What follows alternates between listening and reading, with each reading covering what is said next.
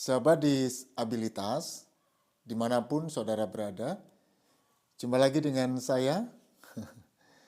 Saya berdoa semoga semuanya sehat dalam lindungan Tuhan dan tetap berkarya, tetap memanusiakan manusia dalam setiap tutur kata, tindakan, pekerjaan, dan apapun yang kita lakukan sehari-hari.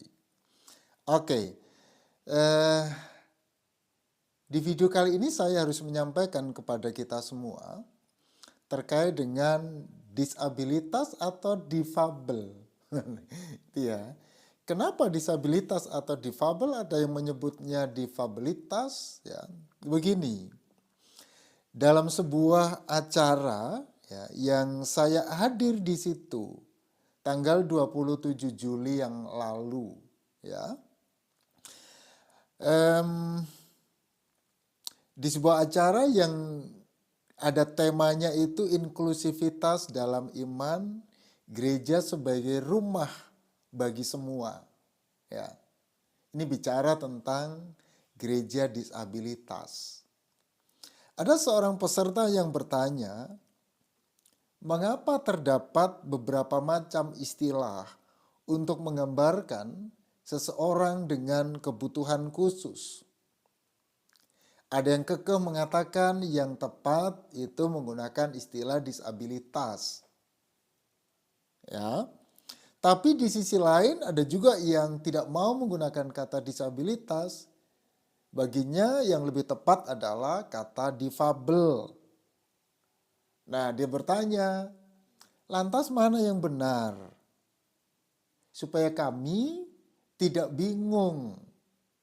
Ya. Oke. Memang ada beberapa sebutan atau istilah yang digunakan untuk merujuk kepada kondisi orang dengan kelemahan tertentu atau orang dengan kedisabilitasan tertentu atau maaf dengan kecacatan tertentu. Ya. Oke. Di video kali ini saya akan menjelaskan dua istilah tadi itu. Ya. Saya akan menjelaskan secara sederhana apa perbedaan istilah difabel dan disabilitas. Oke. Nah, istilah difabel secara formal muncul pertama kali dalam kegiatan konferensi ketunanetraan pada level Asia yang diselenggarakan oleh International Federation of the Blind dan World Council for Welfare of the Blind ya, di Singapura tahun 1981. Jadi di situ istilah pertama muncul. Nah, difabel ini merupakan akronim dari differently able.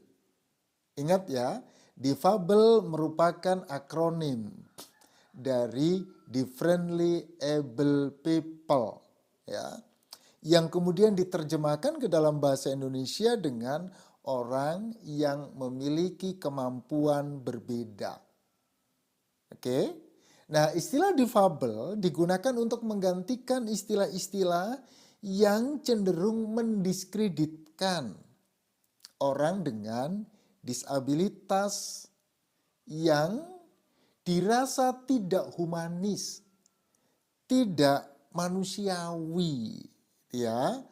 Nah, bagi komunitas atau pribadi-pribadi yang lebih suka menggunakan istilah difabel, mereka berpikir istilah ini lebih bersifat transformatif. Ya. Difabel baginya adalah perspektif baru dari disabilitas yang ingin keluar dari jeruji kekuasaan normalitas. Ya. Oke. Lantas bagaimana dengan istilah disabilitas? Ya. Nah, secara formal istilah disabilitas ini muncul dalam Undang-Undang Nomor 8 Tahun 2016 tentang penyandang disabilitas. Ya, Undang-undang mendefinisikannya dengan, ini saya baca ya, yang disebut disabilitas adalah setiap orang yang mengalami keterbatasan fisik, intelektual, mental, dan atau sensorik dalam jangka waktu yang lama, yang dalam berinteraksi dengan lingkungan dapat mengalami hambatan dan kesulitan untuk berpartisipasi secara penuh dan efektif dengan warga negara lainnya berdasarkan kesamaan hak. Ya, itu definisi tentang disabilitas. Sejak terbitnya Undang-Undang Nomor 8 Tahun 2016 inilah istilah disabilitas semakin sering digunakan dalam kegiatan-kegiatan formal. Ya, semangat dan prinsipnya sebetulnya sama dengan istilah difabel tadi. Apa itu? Mengoreksi istilah lama. Apa istilah lama? Istilah lama itu penyandang cacat di undang-undang sebelumnya. Nah, yang dianggap memang ini salah secara filosofis.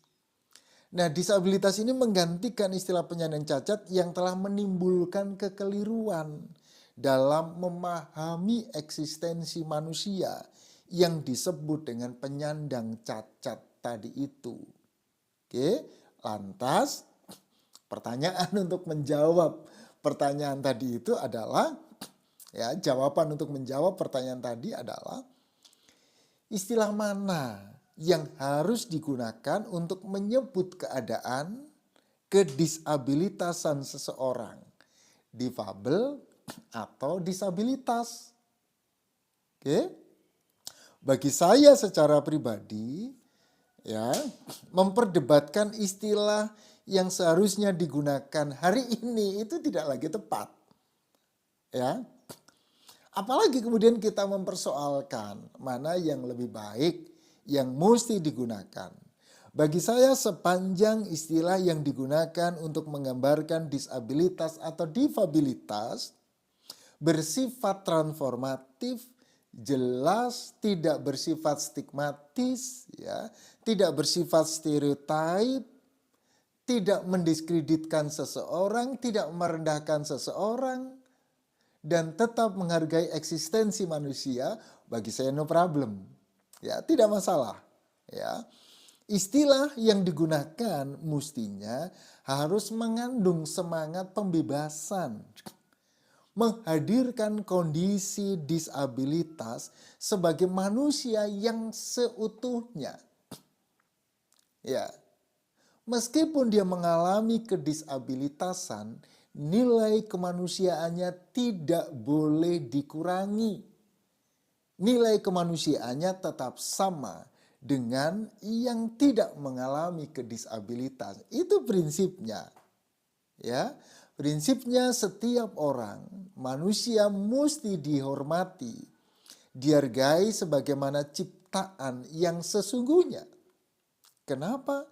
Karena manusia dalam agama Kristen itu diciptakan menurut gambar dan rupa Sang Pencipta. Jadi difabel atau disabilitas, mana yang menenteramkan bagi Anda? Bagi saya, dua-duanya boleh, karena ini istilah yang sangat dinamis. Sampai ketemu di video-video saya berikutnya, dan tetap semangat, Tuhan memberkati. Dadah.